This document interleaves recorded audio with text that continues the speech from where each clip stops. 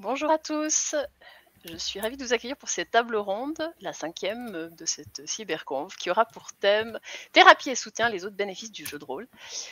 En effet, on a tous sans doute déjà entendu cette idée que le jeu de rôle, ça soignait. On l'a tous entendu, on a tous eu des gens qui nous ont dit ah, le jeu de rôle, moi, ça m'a sauvé. Et j'ai eu envie de m'intéresser à cette question dans un cadre un peu plus rigide, c'est-à-dire et parler à des vrais professionnels qui utilisent réellement le jeu de rôle dans le cadre de leur pratique. Alors du coup, je suis heureuse d'accueillir à cette table la Psy Révoltée, que vous connaissez sans doute si vous êtes sur Twitter. Elle a un actuellement, elle a une minute chaton adorable, et à part ça, elle parle de sa pratique, elle stream. Je vous présente aussi Jérémy Guilbon, qui, si je ne me trompe pas, de toute façon, ils vont chacun se présenter, hein, je vous les présente juste très rapidement, est infirmier dans le milieu de la psychiatrie. Je présente aussi Alak, qui est psychologue et qui travaille avec des personnes considérées HPI ou avec des troubles du spectre autistique. Du coup, la Psy Révoltée, je te laisse te présenter en premier, puis après on va... Bon, bonjour. Alors je vais ouvrir, Bonjour. le bal. Donc, en effet, moi je tiens sur, Twitter un compte, militant, de psychologie inclusive. Et j'ai, sur ma chaîne Twitch à la fois, des lives, psy sur des thématiques dans lesquelles je réponds aux questions qui me sont posées. Et en même temps, je vais streamer, du JDR tous les jeudis, et j'ai aussi un podcast qui essaye de mêler psychologie et JDR, de penser les questions de narration, de penser les questions de psychologie à l'intérieur, d'un actual play.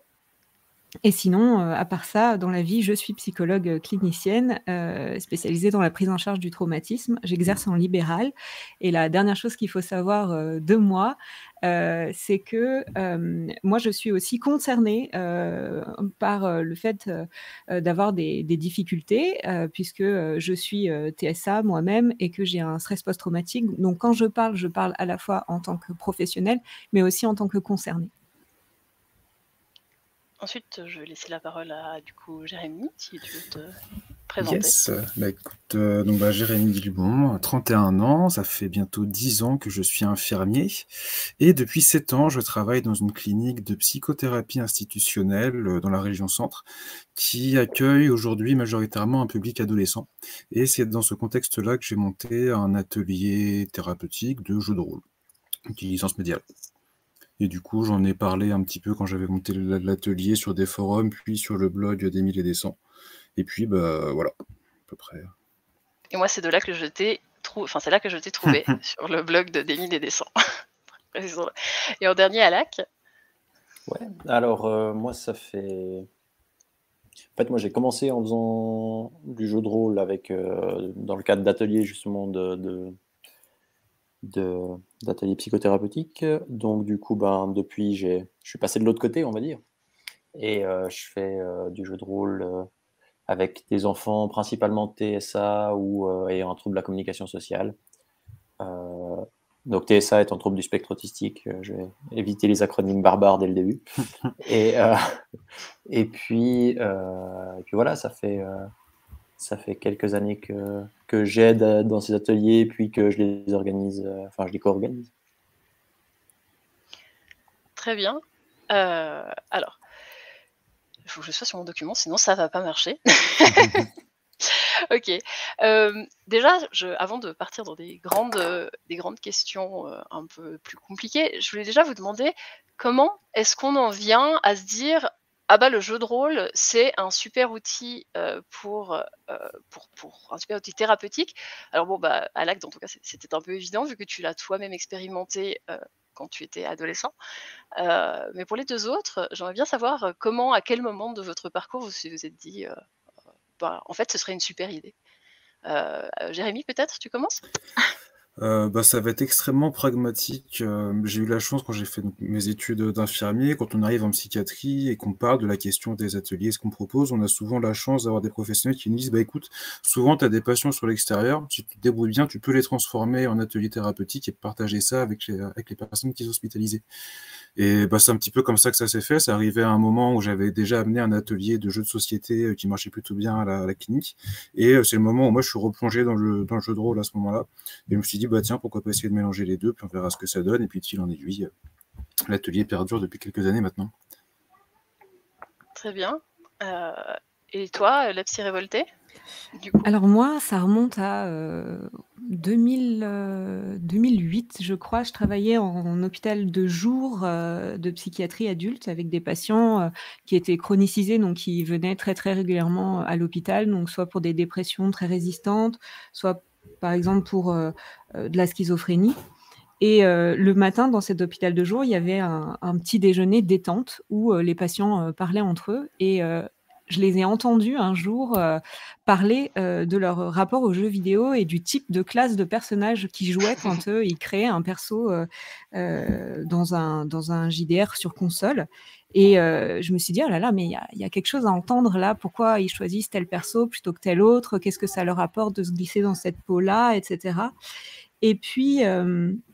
ensuite, dans ma carrière, j'ai travaillé avec des personnes qui se retrouvaient chez le psy sans vraiment l'avoir choisi, donc soit en prison, soit avec des injonctions de soins, soit avec des personnes qui n'étaient pas du tout à l'aise pour parler d'elles-mêmes ou verbaliser leurs émotions. Et du coup, je me suis dit que ça serait bien de leur proposer un support de médiation, en fait, pour mettre un filtre entre eux et la présentation d'eux-mêmes, pour leur donner finalement une petite distance bienvenue. Et puis comme moi, je jouais déjà depuis une dizaine d'années et que je voyais aussi ce que ça m'avait apporté, je me suis intéressée à tout ça, à la question du psychodrame analytique aussi, qui est quelque chose qui existe, hein, c'est-à-dire que le jeu de rôle en thérapie, ça existe depuis probablement les années 70, les années 80, c'est ce qu'on appelle le psychodrame analytique. Et donc, j'ai fait un petit peu ma petite salade avec tout ça. Et c'est comme ça qu'est née l'idée de me servir du jeu de rôle. Très bien. C'est assez intéressant. Du coup, je serais assez intéressée d'avoir un peu comment, du coup, vous avez commencé à utiliser le jeu de rôle. Après, on en viendra sur des questions un peu plus comment dire, un peu plus précises. Mais j'aimerais juste entendre bien vos premières expériences. À quel point est-ce que ça a été facile à mettre en place, etc. Peut-être Alak, vu que tu n'as pas parlé sur l'autre question, vu que tu avais déjà donné la réponse, tu vas peut-être commencer sur celui-là. Du coup, comment c'était toi de passer de l'autre côté du miroir moi, j'ai fait mon parcours donc, dans un premier temps en étant participant, comme je disais, et puis quand je suis passé de l'autre côté, effectivement, de l'autre côté de l'écran, moi, j'étais pas directement MJ, j'étais assistant maître de jeu dans un premier temps, donc on était là plus justement sur le côté, d'une part organisationnel, entre guillemets, faire la vaisselle sur le week-end, gérer la vaisselle sur le week-end avec les joueurs et les joueuses, etc. Mais par la suite, ça a été aussi un truc très particulier de voir tout ce qu'on pouvait voir en tant qu'observateur de ces tables de jeu, quoi. Donc, ça a été passionnant sur le côté ah ouais, en fait, quand on se pose et qu'on observe des joueurs ou des joueuses autour d'une table qui sont en train de réfléchir ensemble, qui sont en train d'interagir, qui sont en train de... En fait, c'est un processus social extrêmement complexe, extrêmement riche en informations qu'on peut tirer sur les fonctionnements des différentes personnes et sur le fonctionnement du groupe d'une manière générale. Ouais. Donc, ça a été un peu le début, entre guillemets, de ma passion pour tout ce qui est analyse et compréhension des processus sociaux. Et je pense que c'est un peu là que ça s'est vraiment découvert, quoi. Et concrètement, ça se passait comment Juste un petit descriptif sans parler dans le détail. Ouais. Moi, je sais, hein, parce qu'on en a déjà beaucoup parlé, mais pour les autres. Mais du coup, ça se passait avec. Donc, il y avait un psychologue. Moi, j'étais. On était un psychologue, un maître de jeu, 2 assistants maîtres de jeu. Et on faisait ça. Au début que je faisais ça, c'était avec des enfants à haut potentiel intellectuel, donc HPI, principalement. Et c'était sur un week-end, du vendredi au dimanche, avec des briefings le dimanche pour.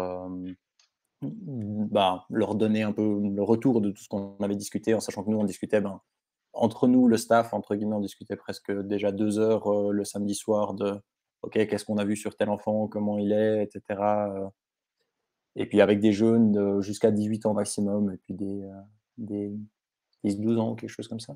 Mmh. Et donc voilà, c'était un peu les gros week-ends. Et puis après, j'ai fait plus sur des demi-journées avec des enfants ayant un trouble de la communication sociale ou des troubles du spectre autistique. Donc, un peu avec le même modèle à chaque fois, de jeu, puis débriefing à la fin, parce que sinon, c'est un peu là que tout se joue, entre guillemets. Très bien, bon, on y reviendra quand on parlera un peu de comment ça marche, hein, vraiment. Mmh. Là, ce qui m'intéresse, c'est plus un peu de voir, comment vous avez mis en place des choses. Du coup, Jérémy, je sais pas si toi tu nous expliques un peu tes premiers ateliers, Alors, je peux. Alors, par contre, si je le fais, je suis obligé de parler un petit peu du cadre parce que c'est une question qui m'avait volontiers. souvent été posée à ce moment-là. C'était comment tu as pu monter, toi, un atelier dans une structure, comment tu as pu le défendre auprès des supérieurs, tout ça, tout ça. Moi, en gros, je suis obligé de parler de la psychothérapie institutionnelle, qui est une méthode de soins un petit peu particulière. Oui, Je suis obligé. Mais très, très brièvement, en gros, c'est en une 2 mots. méthode de soins qui part du principe que l'institution est malade et que si on ne soigne pas l'institution, il est impensable de soigner les personnes qui sont dedans, aussi bien pour les moniteurs que pour les patients. Vraiment en très gros. Mmh. Du coup, dans ce cadre-là, au sein de la structure, on a une association loi 1901 qu'on appelle un club thérapeutique qui est géré conjointement par des patients et par des moniteurs élus tous les ans. Et du coup, dès qu'on veut monter un atelier, ça passe par le club et non pas par la direction, le médecin et compagnie. Ça passe directement du désir aussi bien des moniteurs que des patients. Et on a du coup un lieu qui nous rassemble et qui essaie de nous mettre à peu près à un pied d'égalité. Voilà un petit peu en gros. Du coup, c'est dans ce contexte-là, après avoir monté un atelier de jeux de société qui marchait bien, je leur ai dit, bah tiens, j'ai du jeu de rôle et certains disent que c'est le meilleur jeu de société. Donc, on y va. Donc, j'avais 5 joueurs dès le dimanche, parce que je fais ça sur le week-end. Et puis, ma foi, les premières parties ont bien plu. Puis après, ça s'est continué quoi, depuis 5 ans, en essayant toujours plein de choses. La petite note que je peux donner, c'est que j'avais peu de collègues, parce que du coup, tout à l'heure, tu parlais de l'importance du retour à l'acte, et c'est vrai que c'est extrêmement important pour en tirer quelque chose, pouvoir en discuter après. Moi, j'avais peu de personnes à ce moment-là au sein de la structure pour pouvoir en discuter de ce qui se passait, de ce que je pouvais vivre. Du coup, ça fait partie des raisons pour lesquelles j'ai commencé à écrire, justement, sur le net, au début sur des forums spécialisés, puis après sur le blog. Ouais, Voilà, voilà. effectivement, ouais. Donc toi, tu étais plutôt seul, tu un peu Ouais, seul dans ton coin, quoi, c'est ça. pour Clairement, quand résumer. je vois, les dispositifs effectivement avec maître de jeu, aide maître de jeu, observateur, tout ça, forcément, moi, ça me vend du rêve parce que moi, je me retrouve avec 3-4 casquettes en même temps, sachant qu'en plus, je Ouais. suis infirmier et que je vais suivre en plus les patients derrière. Enfin, du coup, j'ai, j'ai pas mal de casquettes à mélanger. Ouais, alors, c'est vrai qu'on parlera peut-être à la fin, si on a le temps, un peu de la structure particulière dont vient Ouais. Alak. Et sinon, la psy révoltée, toi, ça s'est passé comment ta première expérience premières expériences de: «Vas-y, je mets en place un truc le jeu de rôle comme, outil thérapeutique»? Alors, je pense et bon, pour le coup, je vais aussi insister un peu sur le cadre parce que je pense que c'est important. Mais pour le Bien coup, je sûr. pense aussi que ça dépend des référents théoriques et des cadres qu'on porte en soi et comme, Jérémy, moi, je suis, très, très, sensibilisée et formée à la psychothérapie institutionnelle et notamment à toute la question, du lieu autogéré, des questions de rapport de domination entre les soignants et les soignés. Et donc quand j'ai voulu introduire ça, une des premières questions que je me suis posée, c'est, comment faire attention à pas reproduire un effet de domination entre, moi qui suis déjà psy, si je me retrouve, maître du jeu de mon patient, parce que moi je suis en individuel, hein, je suis pas dans des mouvements de groupe. Et puis, c'est, à titre, personnel, pas ce qui m'intéresse, le plus, les mouvements de groupe. Du coup, j'ai commencé par, demander, à, mes patients et mes patientes, de remplir, d'abord, une feuille de personnage, à leur image. C'est-à-dire eux, s'ils étaient un personnage, comment ils créeraient leur fiche.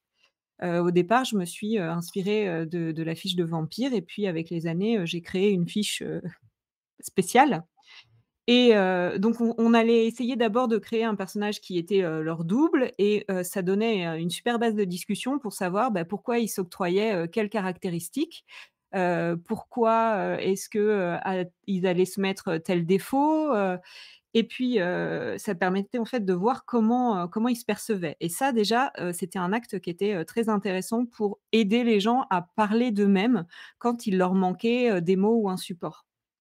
Et puis, ensuite, il y avait, plusieurs possibilités. La première, c'était de faire évoluer ce personnage, dans des situations du quotidien, donc de faire de la mi de vraiment du jeu de rôle, hein, une espèce de jeu de rôle en 5 minutes, sur des situations du quotidien et de voir en fait comment, les capacités que la personne s'était données pouvaient ou pas être utilisées. Et donc, ça permettait d'essayer de déconstruire un petit peu les processus qu'on utilise dans la vie, dans nos interactions, etc. De pointer, par exemple, de dire, bah là, par exemple, pour résoudre cette situation, vous avez utilisé une capacité qui est pas dans votre fiche. Pourquoi vous ne vous l'êtes pas mise? Ou eh bien, là, vous avez utilisé quelque chose qui est dans votre fiche. Est-ce que c'est quelque chose qui vous semble vous déterminer, etc. Donc, ça a commencé comme ça. Au départ, juste en essayant de se représenter en miroir dans une fiche de perso. C'est vachement intéressant. Je pense que ça doit pas être si facile que ça à faire. Non, Enfin, je sais c'est pas pas facile. C'est un les autres. exercice, ouais, c'est un exercice bien plus profond et bien plus évocateur que ce qu'on pense et qui donne lieu à beaucoup de réflexions sur la manière dont on se perçoit. Je pense effectivement que ça doit être très intéressant de voir ce que font les gens parce qu'il y a alors, bon, toi, c'était dans ton cadre professionnel, donc en plus, tu as pas forcément la même image des gens que Mmh. celle qu'ils ont d'eux-mêmes. Mais entre amis même, je pense qu'on doit apprendre de drôles de choses sur ses proches parce qu'on a toujours une image assez différente, Mmh. des autres, celles qu'ils ont eux-mêmes. Enfin, moi, j'imagine ma feuille de perso, celle que je me ferais et celle que les autres me feraient, elles doivent pas beaucoup se ressembler. C'est ça, exactement. Enfin, Je pense que ça peut être encore plus marrant si on prend des joueurs de jeux de rôle qui ont fait plein de jeux de rôle différents. Alors, on doit leur demander de choisir un système et donc du coup de voir quel système ils vont prendre pour Mmh. avoir toutes les compétences. Est-ce que ça va alors être un ça, PBTA ou ouais, c'est pour ça que pour décrire ton personnage, comment tu es, le ça PBTA soit paraît très ça adapté, paraît mais compliqué, mais j'ai 25 en quoique. Shut Someone Down, c'est un problème. Oui, c'est un peu ça. OK. Moi, je trouve ça déjà vachement déjà très intéressant. J'avoue que c'est du coup, ça fait vraiment les 3 quelque chose des pratiques très différentes et je trouve ça chouette. Comme ça donne vraiment un panel assez large de comment on fait et du coup, ben, moi, ce qui m'intéresserait là, c'est tu as commencé à parler du fait que tu avais fait un jeu maison, mais du coup, j'ai assez envie de demander, enfin, déjà, est-ce que tu peux un peu nous développer ce jeu? Comme ça, je vais demander après aux autres un peu, eux, quel jeu ils ont utilisé. Est-ce que finalement, tu es parti sur un nouveau jeu? Ou est-ce que tu utilises maintenant que ton jeu maison, enfin pour ta pratique? Je te parlais à toi, la psy Ah révoltée. pardon, excuse-moi, bah, j'avais pas compris, hein. Les autres avaient Heu, compris vu qu'il y en a aucun des 2 qui a embrayé. ouais, ouais, bah, Timothy te représente, hein, il faut sous-titrer, les J'allais interactions alors la prochaine sociales. fois, je serai plus, plus claire. C'était juste que je profitais pour enchaîner, ça tombait Aucun bien. souci, t'inquiète pas, ça Non m'est mais complètement passé c'est au-dessus. c'est c'est tout à fait le genre de truc qu'il y a quand on ne se voit pas en face et qu'on puisse pas faire de signes physiques. T'inquiète pas. Alors, j'ai, donc, comme je disais, j'ai développé d'abord une fiche de perso avec tout un tas de caractéristiques qui me semblaient, oui, parce que c'est-à-dire que les points de magie, de Warhammer, par exemple, ou d'occultisme, de Cthulhu sont peut-être pas très utiles quand qu'on essaye de représenter, un personnage, de la vie réelle. Donc du coup, j'ai essayé de développer des caractéristiques qui me semblaient revenir le plus souvent. Et puis, après, finalement, je me suis jamais, reposée sur des jeux existants ou c'est sur des systèmes existants. Puisque, on pourrait dire que finalement ça se rapproche de ce qui aujourd'hui serait, du force de drama, quoi. C'est-à-dire que l'idée c'est, de reprendre une situation de la vie, une interaction sociale, une difficulté relationnelle, une peur, un traumatisme et d'essayer de travailler dessus. Donc il y a suffisamment à faire, sur, la vie, quotidienne, sans parler de réalité, mais en tout cas sur ce qui entoure le quotidien pour ne pas avoir besoin, pour moi en tout cas, de se reposer dans un cadre, préétabli. Ouais, donc en fait, c'était vraiment, le système, maison pour parler de problèmes enfin voilà, c'était dans du très réel, et tu n'as pas tenté d'utiliser, enfin Non, de tester ta thérapie avec d'autres types de jeux. Très bien non. et OK, bah, du coup, Alak, toi, vous jouez avec quoi? Du coup, quel jeu? Alors, Et pourquoi aussi? de base, moi, quand j'ai commencé, en tant que joueur, on jouait avec du DD 3.5, quelque chose comme ça. Ça rajeunit pas? Non, mais par la suite, on a un petit peu, enfin, clairement, on a changé les choses et c'est moi qui étais à la baguette pour faire ça parce que la 1 heure et demie de fiche de personnage, avec des jeunes pour un atelier où en fait, ben, c'est absolument pas le but que de faire du système en fait. Donc ça n'a aucun sens d'avoir un système aussi complexe.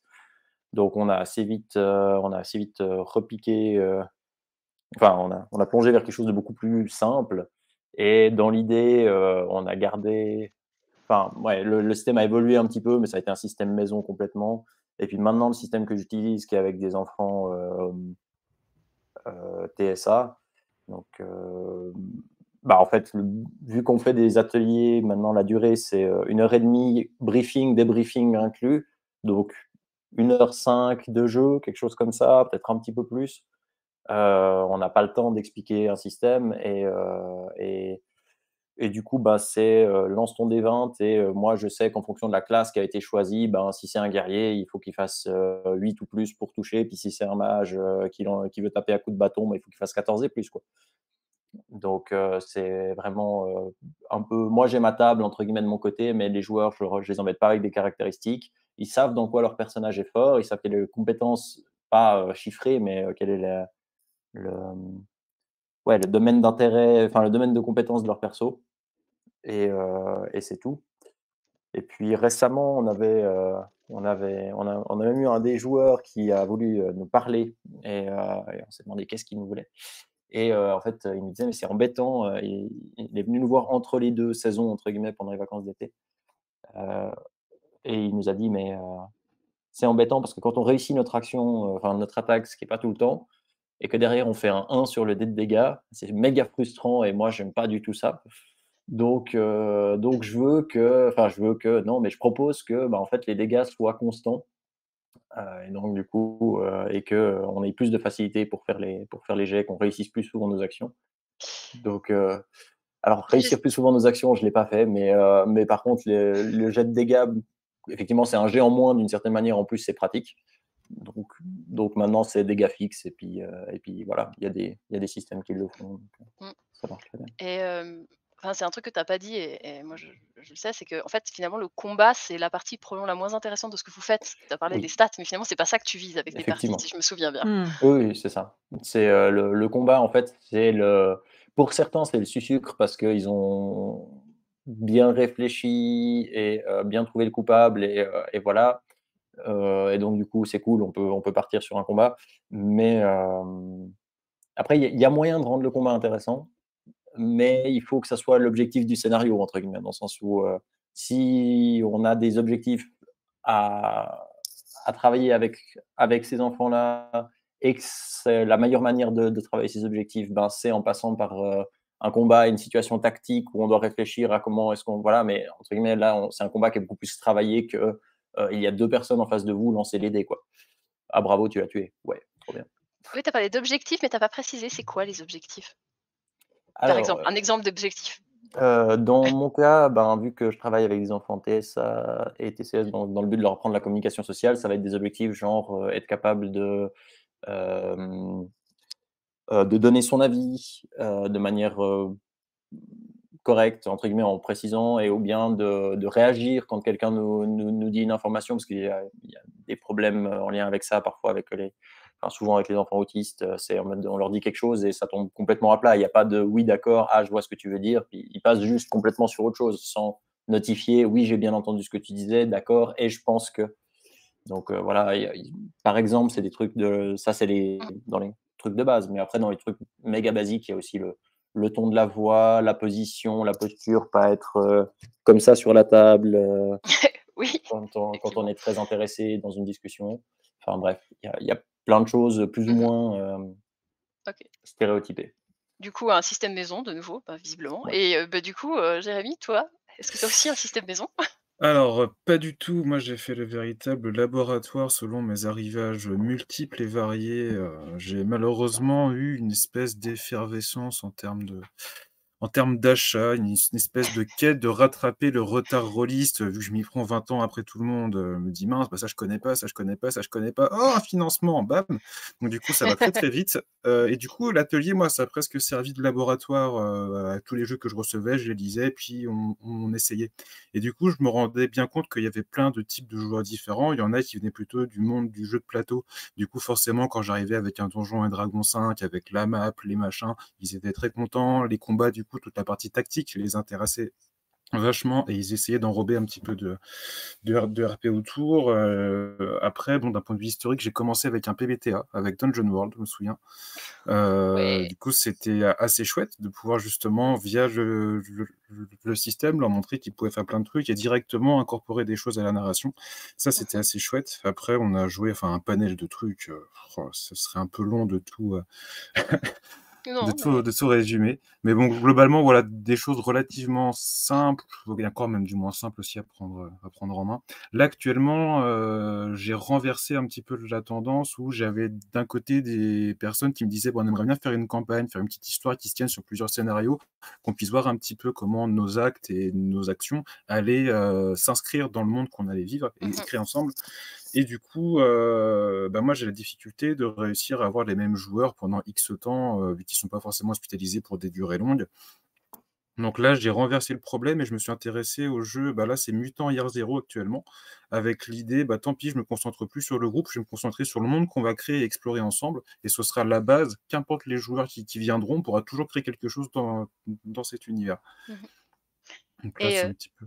et du coup, c'est quoi, toi, alors les deux autres, on a bien compris, hein, pour la petite révoltée, c'est un intérêt de comprendre les gens, puis de voir comment ils se voient.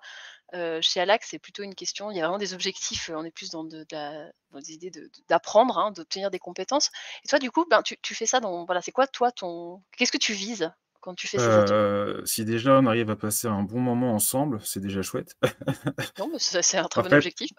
c'est ça. Après, il y a peut-être pour remettre un petit peu le contexte, moi je suis avec des jeunes qui sont hospitalisés, qui peuvent parfois traverser des choses assez dures en termes de thérapie, qui peuvent être assez remuantes. Et des fois, je me dis que si on arrive à créer une petite bulle d'oxygène par l'imaginaire pendant quelques heures, c'est quand même déjà chouette, quoi. Après, bien sûr, hein, tout forcément, quand j'ai des patients avec des troubles du spectre autistique, des HPI, forcément, je peux essayer d'adapter quelques petits trucs ou être un peu plus vigilant sur certains. Après, on revient au problème de la triple casquette où je passe forcément à côté d'énormément de choses. Mais bon, ça, après, c'est le dispositif actuel qui veut ça. Mmh. Et en général, alors ça, c'est un peu une question, pour tous. Quelles ont été un peu les premières réactions que vous avez eues alors, quand vous avez proposé ça? Alors, je sais que dans le cas d'Alad, c'est un peu spécial parce que c'est une institution, enfin, c'est dans voilà, les gens viennent volontairement chercher ça, donc c'est pas toi qui leur proposes. Par contre, pour les 2 autres, comment ça se passe quand vous proposez ça à vos patients, la psy révoltée? Comment ils réagissent? Alors, je vais prendre un petit peu d'avance sur, les questions Vas-y, suivantes parce que tu fais-toi plaisir. parlais de quel est l'objectif d'utiliser, le JDR et Oui? j'ai besoin de te répondre à ça alors Mmh. oui, il y a le fait de savoir comment les personnes se perçoivent et qu'est-ce qu'elles utilisent, pour se positionner, dans des situations d'être au monde. Mais le JDR, moi, je l'utilise aussi pas mal en thérapie de couple. Ah, Heu intéressant. et avec les ados et je pense que, une des réactions, la plus, marquée, quand je propose ça, c'est que, concrètement, j'ai pas la gueule de l'emploi, quoi. Donc les gens hallucinent. Et c'est toujours très, très intéressant de voir alors bon, évidemment, c'est plus une réaction que vont avoir les hommes, mais c'est toujours très, très intéressant de voir un peu, ce qui est projeté aussi sur votre interlocuteur, hein. Vous avez une psy qui est femme et cetera et vous lui parlez de jeux vidéo, vous lui parlez de jeux de rôle, puis vous vous rendez compte qu'elle comprend ce que vous dites, quoi. Ce que vous dites Ouais. et là, vous dites: «Merde, je viens d'avoir un préjugé sexiste». Et ça, c'est très intéressant, parce que justement, comme on réfléchit beaucoup sur la question de la perception de soi-même, et la manière dont on est soi-même perçu, dont on va, se positionner dans l'environnement, déjà, peut-être dans la proposition de cette activité et la réception qui en est faite, il y a quelque chose à en dire. Oui, je sais pas les autres si vous voulez rebondir sur ça me semble très intéressant. Je sais pas, Jérémy, tu as quelque chose. Moi, je n'ai pas de présupposé sexiste. Enfin, dans le sens, étant moi-même affiché homme cis, même si c'est que affiché, euh, j'ai peu cet aspect-là, dans le sens où quand on me parle de jeux vidéo et que j'ai l'air d'y comprendre quelque chose, ça surprend pas grand monde. Oui, c'est vrai que vous avez sans doute cet avantage sur nous. Parce que moi, c'est une expérience que j'ai Bah, partagée, hein, donc voilà. tu vois, moi, c'est pareil pour le coup, vu que j'ai un public assez jeune et que j'ai animé des ateliers informatiques, jeux vidéo, compagnie autour, donc c'est pareil, hein, j'ai un peu la casquette de l'emploi. Ah ouais, bon, alors moi je suis, prof dans une école privée, on fait du soutien scolaire entre autres, mais pas que ça, surtout la l'insertion professionnelle et quand j'ai des gamins de 14 ans qui réalisent que je connais tout le nom des jeux les noms des jeux vidéo, des jeux de rôle, des trucs et Voilà. des machins, ils tombent des nues, ils sont genre: «C'est pas possible madame, vous êtes trop vieille». Alors je te C'est ça. remercie, un peu un peu de respect et voilà. Du coup je connais parfaitement ça, voilà, du coup ça m'a fait rire parce que je me suis tout à fait identifiée à j'ai tout à fait vu la tête que faisaient les gens et voilà. Du coup, la deuxième question qui était, je sais même plus ce que j'ai demandé. Je me suis perdue moi-même. Je l'ai pas écrite. Non, tu demandais comment les gens, Oui, réagissaient? voilà. Oui, oui, voilà et puis tu m'as dit ta pratique, ce que tu cherchais, voilà, c'est ça et du coup, vous, là, je pensais plutôt d'un point de vue comment est-ce qu'ils, sans parler de la réaction sexiste, les 2 autres, comment est-ce qu'ils réagissent? Est-ce qu'ils se disent: «Ah ouais, ça a l'air d'être une super idée» ou est-ce qu'ils sont plutôt en mode: «C'est quoi qu'est-ce que vous nous proposez là? Ça a l'air complètement stupide». C'était plutôt, ça que j'orientais. Enfin, c'est plutôt ça, savoir si les gens sont réceptifs à ce genre de proposition. Jérémy, par exemple? Bah, moi, ils l'ont plutôt été. On va dire que quand même la popularité de certains streams aujourd'hui ou autres ont quand même remis un petit peu en avant, le jeu de rôle et le fait que ça pouvait être très marrant. Du coup, j'avais beaucoup de curieux qui venaient avec en tête, bah, soit Aventure ou autres qu'ils avaient déjà vu. Du coup, ils étaient très curieux de pouvoir essayer, ce média-là. Puis après, en enrobant un petit peu, soit avec des passerelles sur le jeu vidéo, sur le jeu de société, assez rapidement, j'arrive à convaincre qu'on peut quand même essayer une session, quoi. Ouais.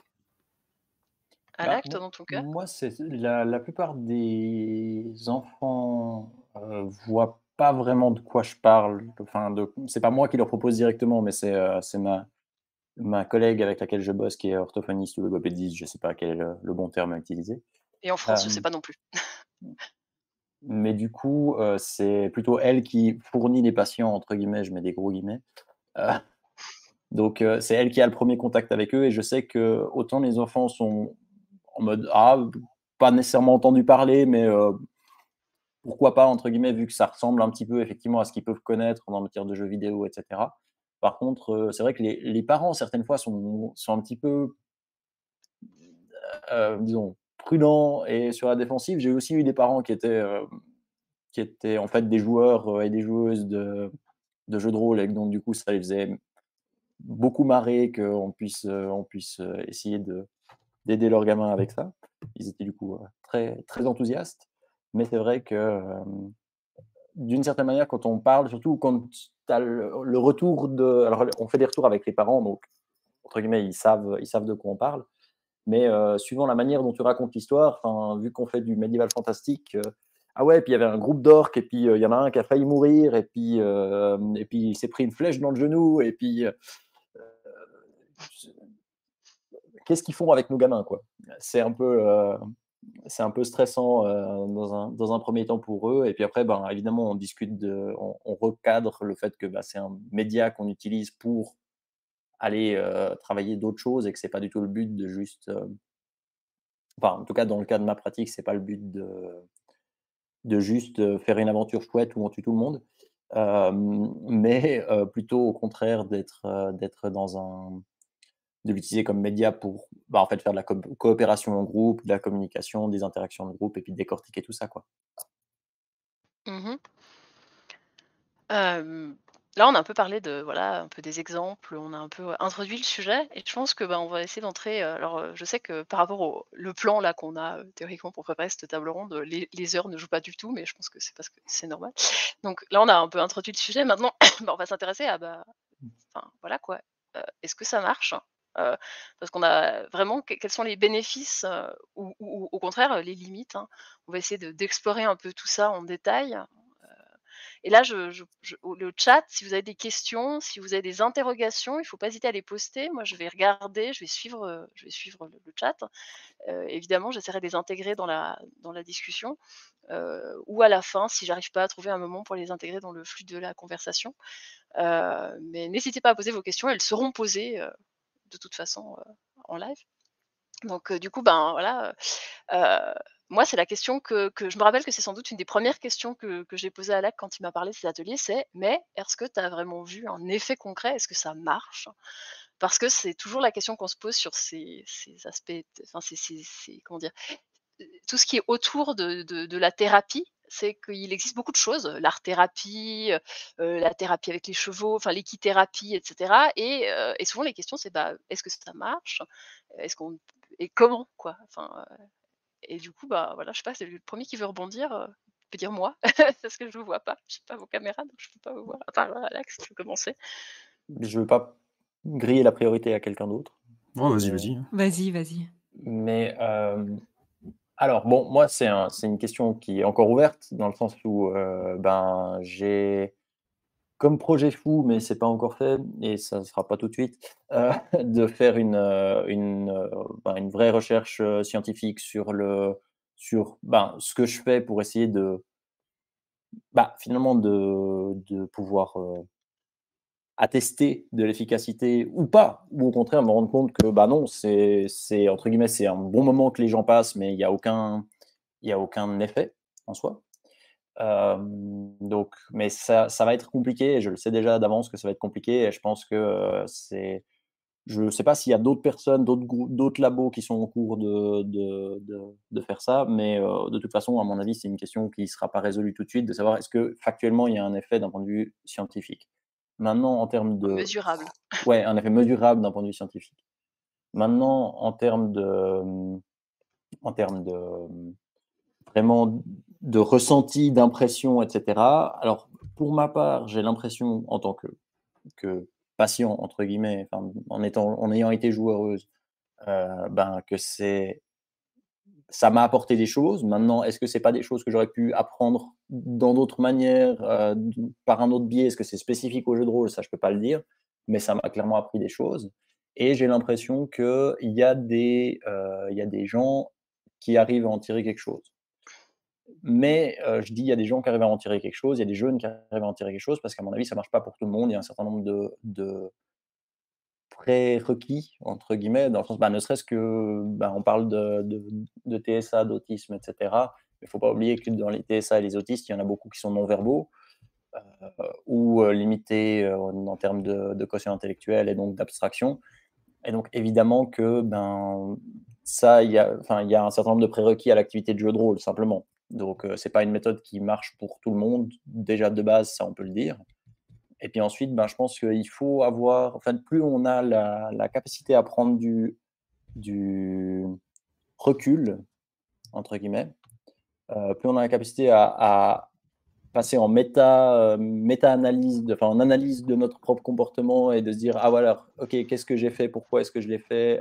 Et cetera. Plus en fait, ben, finalement, c'est ce terrain d'entraînement qu'est le jeu de rôle pourra être utilisé. Mais même si nous, notre but, c'est que ça soit, ben, à nous de faire cette analyse, avec pour eux, entre guillemets, puis leur donner les clés pour qu'ils puissent la faire à leur tour. Le problème est que s'ils sont pas du tout capables de rentrer là-dedans, ben, on peut leur dire: «On voit que ton comportement à tel moment, tel moment, tel moment, bah, ça pose problème» ou «C'est bien» ou voilà, «Ça a tel effet». Mais s'ils n'ont pas la possibilité de ouais, Mmh. se poser la question et y réfléchir et s'ils sont pas preneurs de ça, ben, ça marchera jamais à mon avis. Mais donc ça OK, marche pas c'est pas automatique, on va dire. OK. Je sais pas si quelqu'un veut rebondir? Ouais, alors, moi je pense que la première chose qu'il faut dire, c'est qu'en fait, hem, il y a plein de formes de thérapie, il y a plein de médiations, comme tu le disais et bien sûr, ça marche pas sur tout le monde, mais surtout, c la question qu'il faut se poser, c'est ce qui fait thérapie. Qu'est-ce qui fait effet thérapeutique dans une médiation? Mmh. Alors moi je pense que, bah, en effet, il faut trouver une médiation avec laquelle on se sente à l'aise, avec laquelle on connecte et puis, ce qui fait thérapie tout simplement, c'est le cadre quoi. C'est-à-dire qu'on soit dans un cadre, sécurisé, avec, quelqu'un qui va pas faire n'importe quoi et puis, pour insister comme mes 2 camarades l'ont fait sur la question de la reprise en fait, du débriefing, c'est-à-dire comment on fait sens de tout ce qui s'est passé, après l'interaction, après le jeu. C'est ça qui va faire, l'effet thérapeutique. C'est à la fois la reprise, de ce qui a été, senti émotionnellement, de ce qui a été, perçu, intellectuellement, si on peut dire ça comme ça et le lien qui va être fait entre les 2. Donc un JDR peut complètement ne pas être, thérapeutique. Il peut d'ailleurs être très maltraitant. Enfin, moi, c'est quelque chose que j'aimerais aborder après dans la question des limites. Mais ce qui Tout à fait. qui fait thérapie, je pense que c'est, ce qui fait que ça marche, c'est déjà, le fait que ça soit pris dans un cadre, que ça soit repris symboliquement, que ça soit repris au niveau du sens, que ça soit fait d'une manière safe, où on respecte l'autre, où, le patient, se sent, jamais impuissant. Moi, je rebondis sur ce que disait Alak tout à l'heure, c'était passionnant quand Yael parlait de son petit, patient qui disait qu'il était frustré, par rapport aux dégâts. Et c'est hyper intéressant le fait que, moi je crois que le jeu de rôle, ne doit pas mettre, les personnes dans des positions d'impuissance, en fait. Faut faire attention à pas rejouer aussi des traumas, des triggers, donc il faut donner aussi aux joueuses, les conditions de possibilité de se sortir des situations et de ne pas se trouver à nouveau enfermées, dans un coin, bloqué. Ouais, je suis tout à fait d'accord. Jérémy, Euh, qu'est-ce que tu as vu? question est Si vaste. tu veux revenir à la question de base, sinon tu peux rebondir. Ouais, bah, je peux essayer de revenir à la question de base. Moi, en fait, je suis sur un postulat un petit peu différent. Finalement, si j'arrivais déjà à créer une espèce de table un petit peu cliché avec limite la part de pizza, les sodas, enfin, ce serait déjà super en fait pour pas mal de jeunes qui malheureusement ont peu connu ces expériences de groupe où effectivement on va créer ensemble un cadre en fait nous-mêmes à chaque séance selon les participants. Après, contrairement à vous, moi j'ai une Oh, on t'entend plus? approche un petit Ah. peu différente et je tiens Alors, celle d'une. Ah, on oui, dirait que c'est tu nous entends? revenu. Les Oui, aléas c'est de ma revenu. connexion. Ouais, ça Ouais, plante. je vous entends.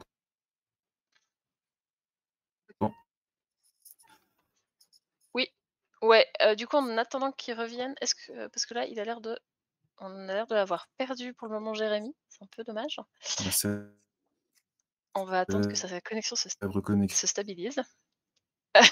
Désolée, les aléas du direct, toujours. Dans le carton. Du coup, ouais, je voulais revenir sur un truc intéressant, qu'il a dit et que voilà, on n'a pas souligné, c'est l'aspect de cadre, hein. C'est vrai que, toi, là que tu parlais de tes week-ends qui étaient dans un cadre très particulier, toi, c'est dans un je sais pas où, dans un chalet, non? Un centre de vacances, un truc comme ça, non? Ouais, Ouais, donc ça, c'était quand je commençais effectivement, enfin les 1ers ateliers que j'ai fait, c'était effectivement dans un centre de vacances, ouais, je sais pas trop comment centre de conférence, enfin bref, un Vaumercus? endroit ouais, Vaumarcus, ouais. Ouais, Vaumercus. Mmh. Pour les gens qui ne connaissent pas, Vaumercus, c'est l'endroit où c'est un truc c'est un truc de Suisse C'est un romande, en village gros. en Suisse, par ailleurs, mais Tous les camps, toutes les chorales, tous les clubs de sport ont dû un jour faire une retraite à Vaumercus. Voilà, c'est pour ça que pour nous c'est évident. c'est Mais voilà, désolée pour la petite minute suisse. Heu, je vais juste voir si on a récupéré notre il intervenant, sinon semblerait pas. non, c'est pas grave. Et toi, du coup, il parlait du cadre, la pierre voltée, ça, c'est des trucs que tu fais dans ton cabinet? Oui, Tu as après un lieu dédié? je pense aussi que, peut-être la différence, comme le disait très bien, Jérémy, c'est qu'on n'est pas dans la même position. D'ailleurs, on fait même pas le même métier, donc peut-être que la visée n'est pas la même. Lui expliquait que, il avait, voilà, la volonté peut-être c'est la psychothérapie institutionnelle, c'est aussi que la personne, elle se sente faire partie du collectif, qu'elle se sente, exister là-dedans et cetera. C'est peut-être moins l'objectif, si tant est qu'on ait un objectif, en libéral. En effet, moi, ça se passe, entre, mon patient, ma patiente et moi, ou le couple que j'ai en face de moi et moi. Ouais, Donc il y a tout de c'est suite très quelque différent. chose aussi de plus, de différent. Je peux même pas dire que ce soit plus intime ou plus intense, mais c'est différent. Ouais. Du coup, Jérémy, vu qu'on t'a récupéré, tu voulais peut-être Yes, ouais, terminer? ouais. Ouais, bah, juste Désolée. pour finir, effectivement, j'avais une passion, je trouvais cette phrase assez belle, qui était vraiment Voilà. partisan du faire du soin, mine de rien. Et finalement, il y a un Il petit est là? côté. Ah, allô, allô? Oui, nous, oui, on t'entend, nous. D'accord, bah, c'est bon, je voyais la tête d'Arak qui visiblement pour qui non. Non, bon. Donc oui, donc je disais effectivement que cette patiente, ce côté un petit peu essayer de faire du soin, mine de rien. Et c'est vrai que j'ai toujours cette question assez difficile avec certains patients où après plusieurs sessions, je me dis, mais là, il s'est passé des trucs super intéressants. Mais est-ce que si je leur en parle, je vais pas briser un petit peu l'espèce de contrat tacite à la table où d'abord on est quand même là pour s'amuser, passer un bon moment ensemble. Et du coup, il y a assez peu de patients finalement pour qui je l'ai fait, de pouvoir en reparler a posteriori de choses assez fortes qui ont pu se passer à la table. Et j'ai toujours pris ce parti de, avant tout, voilà, le fun, on s'amuse, on passe un bon moment ensemble, puis on verra après ce qu'on peut en tirer, quoi. Mmh. Et du coup en fait, les bénéfices que tu recherches, toi, finalement, sont moins, je sais pas, je vais essayer de trouver un adjectif qui rend ce que je cherche à dire sans que ce soit insultant pour personne. J'ai l'impression que les bénéfices que toi tu recherches dans ta pratique sont plus, en fait, sont moins de l'ordre du psychiatrique et plus vraiment de l'ordre de «l'humain» entre guillemets. Toi, c'est vraiment comme tu disais, c'est chouette si s'ils arrivent à avoir une expérience agréable. Alors, de façon très, comment dire ça? De façon très, très simplifiée, je vais partir du principe que la grande majorité de ce qu'on appelle les troubles, mentaux aujourd'hui ou des différents désordres vont, désocialiser. Du coup, pouvoir, réunir, 5-6 personnes dans une même pièce, qui interagissent ensemble et qui se marrent ensemble, bah, c'est quand même déjà, vachement cool, quoi. Vu que de toute façon, c'est par le lien qu'on va espérer soigner de toute façon ces personnes-là, donc Ouais, alors effectivement, c'est une pratique, je pense assez différente des 2 autres. Mais C'est effectivement, vous faites différent, pas. mais c'est essentiel, hein, ce qu'il c'est dit ça, Mmh. d'ailleurs, c'est complémentaire. c'est Tout à fait. essentiel, il y a des, en France, on a des institutions qui s'appellent des GEM, des groupes d'entraide mutuelle, Ouais. par exemple, Mmh. qui sont vraiment axés sur ce fonctionnement-là et les patients et les patientes nous disent à quel point, à un moment donné, ça peut être une ligne de survie, hein, d'avoir un lien social avec, des pairs, d'avoir la possibilité d'être décisionnaire, dans l'organisation de quelque chose, de récupérer une forme, d'agentivité. Donc c'est fondamental. Hem, Très bien. Hem, alors j'avoue que là, on a un peu parlé de plein de choses pas très concrètes, et je sais que c'est un peu dur de faire du concret quand on parle de sujets un peu vagues comme ça, mais moi, ça m'intéresserait aussi de voir vraiment concrètement ce que vous avez pu voir, comme, amélioration. Parce que tu nous as parlé, par exemple, de tes thérapies de couple, la psy révoltée. Ouais. Et moi, j'ai bien envie de savoir, enfin, concrètement, qu'est-ce que tu as vu comme effet cool? Ou d'ailleurs, enfin, pas des bénéfices, alors par bénéfice, hein, parce que dans ce que Mmh. j'appelle un bénéfice, c'est pas forcément un bénéfice, au sens que c'est pas forcément un effet, positif, avéré, parce que je pense que typiquement dans le cadre d'une thérapie de couple, des fois se séparer, c'est plus positif que de rester Tout à fait, ensemble. tout à Donc, fait. c'est ça que je veux dire par bénéfice, hein, Mmh. comprenons-nous bien Tout que à du coup, fait. qu'est-ce que tu as pu voir comme effet vraiment très concret? Bah, Ça alors, m'intéresse pour être d'entendre des concret, exemples, quoi. bah, ouais, bah, dans ce cas, on va rentrer dans la clinique. Je pense que ça sera encore le plus illustratif. Admettons qu'on a un couple, qui vient me voir, pour, des problèmes, de communication. Voilà, ils n'arrivent pas à se parler, régulièrement ça part en dispute, ils ont l'impression qu'ils se comprennent plus, ils s'isolent, ça a un impact, sur tous les domaines de leur vie et cetera. Je vais leur demander, donc encore une fois, le JDR, c'est un outil parmi Mmh. d'autres, hein. Oui, oui, bien C'est sûr. donc je peux leur demander, par exemple, voilà, ils sont en train de me raconter leur dernière dispute et moi, je leur dis toujours, «Mais soyez au ras des pâquerettes, quoi. Racontez-moi vraiment, les histoires de pourquoi c'est parti d'un torchon, parce que c'est là qu'on va comprendre un peu, ce qui se passe».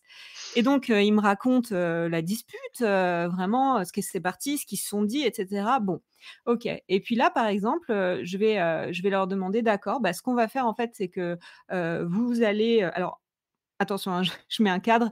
Il faut que ça soit une relation qui soit pas toxique, pas maltraitante, qui ait quand même une entente Bien sûr. suffisante dans le couple, parce que l'idée, c'est quand même pas de traumatiser les gens. Donc, si les conditions sont réunies, je peux dire, aux 2 partenaires: «Bah, en fait, vous allez jouer l'autre pendant la dispute, mais plutôt que de jouer, ce qui a été dit, vous allez jouer ce qui a été pensé».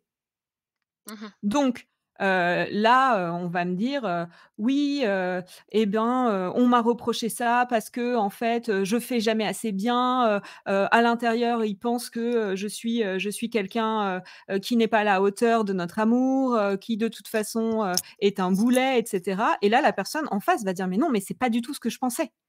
Mmh. Et en fait, en rejouant la scène, en essayant de mettre, des mots sur ce qui est supposé être latent, ça peut permettre d'avoir une espèce d'énorme prise de conscience, de dire: «OK, on est ensemble depuis 10 ans, on a appris tout un tas d'automatismes en pensant qu'on sait ce que l'autre pense, et du coup, en réagissant, en pensant qu'on sait ce que l'autre pense et en fait, c'est pas ce qui se passe». Ça Ouais, peut, très concrètement être ça. ouais.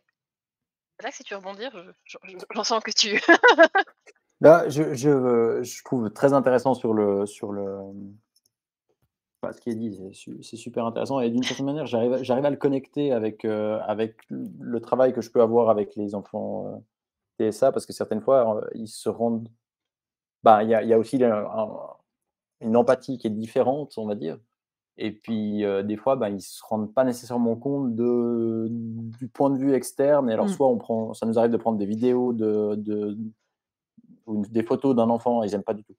Mais évidemment, on supprime tout, après, hein, ça mais c'est pas pour ça qu'ils aiment pas, c'est qu'ils aiment pas être confrontés à l'image qu'ils renvoient et d'avoir, «OK, mais qu'est-ce que tu penses que l'autre reçoit de ce que tu lui dis quand tu lui parles comme ça ou quand tu es comme ça ou quand tu le regardes absolument pas et que tu es, dans un coin en train de faire alors que, bah, lui, il est très intéressé et voilà et il y a des bugs de communication comme ça Mmh. ça m'évoque un peu la même dynamique, même si évidemment c'est pas du tout le même contexte, mais Oui, je suis d'accord avec toi, hein. Moi, je travaille ça aussi avec mes patients, TSA, hein. Tout à fait de la même manière. c'est, et c'est puis ouais, ce voilà. côté être capable d'aller, bah, je pense effectivement que le jeu de rôle dans le fait c'est un outil qui est différent de la réalité, peut, permettre en fait, c'est plus facile de passer en méta sur du jeu de rôle que de passer en méta sur de la réalité. Mmh, Donc c'est plus facile de discuter de: «Ah ouais, mais attention, si tu lui dis ça, voilà comment il va voilà comment, lui va réagir». Mmh. Expliquer par exemple la réaction d'un PNJ en lui disant: «Bah, tu viens de l'insulter là, donc grosso modo, ben, c'est assez normal s'il réagit mal». Heu, «Ah mais attends, comment je viens de l'insulter? Je lui ai juste dit que, bah, son gâteau était pas bon. C'est factuel, hein, tu m'as dit que son gâteau était pas bon. Je lui ai dit que son gâteau était pas bon». «Ouais, mais ça se dit pas, donc ou ça se dit disons pas de la manière dont tu l'as dit. Donc enfin voilà et donc on peut travailler ce genre de choses avec eux en utilisant le jeu de rôle et la distance, qui est intéressante, du fait que c'est un personnage, un média à part, un univers fictionnel, donc et tout est sous contrôle dans un cadre sécurisé, donc c'est bien. Ouais, c'est ça. oui, C'est important, je pense, cette notion de cadre sécurisé que en fait, la fiction, elle permet une distance, mais en même temps, voilà, une des premières, personnes à avoir théorisé ça en France, c'est les psys qui ont fait le psychodrame analytique, donc Ziadkine, Lebovici et cetera et en gros, leur postulat, c'était de dire: «Quand on va dans la fiction, on trimballe nos failles et nos traumatismes avec nous, en fait» et la fiction, nous offre une petite distance, un petit filtre pour, peut-être pouvoir faire face à nos failles, à nos traumas, mais il reste qu'on les emporte avec nous et on peut avoir l'impression que notre imaginaire est illimité et qu'on va être surpuissant, mais en fait, au début du processus thérapeutique, en tout cas, quand on s'avance dans l'imaginaire, on s'avance aussi avec nos valises. oui. Jamie, je sais pas si tu voulais parler un peu de ça, toi, est-ce que vous en profitez aussi un peu pour faire, ça, finalement? Bah, d'une, certaine Test, façon, oui, bah, disons que c'est méta un comme ils disent. C'est le ouais, bon mot bah, méta, je pense. forcément après, bah, là, c'est un peu l'histoire que je cite tout le temps, mais c'est vrai que c'est un jeune qui m'avait beaucoup touché et je vous dirai à la fin comment ça est fini. Mais en gros, j'avais un jeune qui était un grand habitué de mes ateliers, il venait tout le temps jouer, enfin, il y a une relation assez sympa qui se tissait entre nous. Et lors d'une partie de jeu de rôle, c'était sur Monster of the Week. Alors pour remettre un petit peu le contexte, ce jeune était en train de travailler avec un psychanalyste à la clinique, la question de son diagnostic et ce qui semblait tendre vers une schizophrénie. Donc ce qui était quand même, assez dur pour lui, comme diagnostic à apprendre et bah, pendant nos parties de jeu de rôle, il a donc son Monster of the Week, l'espèce de jeu où on va jouer, le gros cliché du monstre de la semaine, façon Buffy contre les vampires, Supernatural, etc. Il avait choisi de jouer une petite fille qui avait des pouvoirs, on va dire psychokinétiques, avec surtout ce qui était intéressant, c'est qu'il avait défini d'emblée qu'il aurait une espèce de double maléfique, en fait, qu'il verrait dans les différents reflets, miroirs et compagnie. Donc là, on rentre vraiment dans les gros clichés de la schizophrénie qu'on peut entendre un peu à droite à gauche. Et ce qui était intéressant, et ce qui m'a peut-être beaucoup touché, c'est que lui, cette présence maléfique, en plus j'avais mis un petit peu le paquet, il ne l'a pas du tout perçue comme une menace. Il n'a cessé pendant toutes les parties d'essayer de comprendre qui elle était, pourquoi est-ce qu'elle était là, pourquoi elle lui offrait tout ça, et en même temps pourquoi est-ce qu'elle le mettait vachement en difficulté. Du coup, c'était une espèce de jeu comme ça. Moi, je le vois aujourd'hui avec ce regard-là. Avec cette espèce de compréhension en fait et de recherche, mais qui est cet autre qui me ressemble, mais qui en même temps fait partie de moi, mais qui en même temps ne l'est pas. Enfin, c'est tout un truc sur les questionnements, sur la schizophrénie qui peut être assez intéressant. Et puis, c'est un patient qui m'a beaucoup touché parce qu'aujourd'hui, il est sorti de la clinique, c'est un patient qui a pu me dire, mais Jérémy, avec toi, je ne me suis jamais senti face à un infirmier. Il y avait cette espèce de truc, on avait une relation finalement, je dirais presque fraternelle, à peu de choses près. Et du coup, c'était super intéressant d'avoir pu préserver ce cadre-là et de ne pas lui être rentré dedans un mois après. Au fait, là, je pense que tu étais en train de découvrir ta schizophrénie pendant mes parties. Non, ça, c'est des choses que je garde pour moi. Peut-être qu'il les a lues après sur mes articles ou autres, mais voilà. Ou peut-être que lui-même s'en est rendu compte. Parce que des fois, c'est possible aussi, ouais. Je pense que c'est quelque chose qu'on a tous probablement. Alors, je sais pas parler pour les autres, mais en tout cas, moi, ça m'est déjà arrivé de faire des choses très régulièrement au jeu de rôle et de finalement prendre conscience que quelque chose que je faisais, que je mettais beaucoup dans mes personnages, c'était une part de moi avec laquelle j'étais pas très en accord le reste du temps. Parce que c'est des choses qui correspondent pas à notre vision de nous-mêmes et qu'on peut pas s'empêcher de les remettre partout. Parce d'une certaine manière, je pense qu'on cherche un peu à se confronter aussi à l'autre, à l'autre nous-mêmes. Et typiquement, quand on a, comme moi, alors je suis aussi quelqu'un qui est neuroatypique, hein, je souffre d'un TDAH, je dirais peu prononcé, mais toutes les personnes qui me connaissent diront au contraire, tu parles, ça se voit comme le nez au milieu de la figure. Donc voilà. Et je pense que comme toutes les personnes qui se sentent des fois un peu à côté, j'ai cherché par le jeu de rôle à comprendre et à me soigner aussi. Hein. C'est Ouais. pour ça que ce sujet m'intéressait. Je pense que j'ai beaucoup personnellement appris aussi.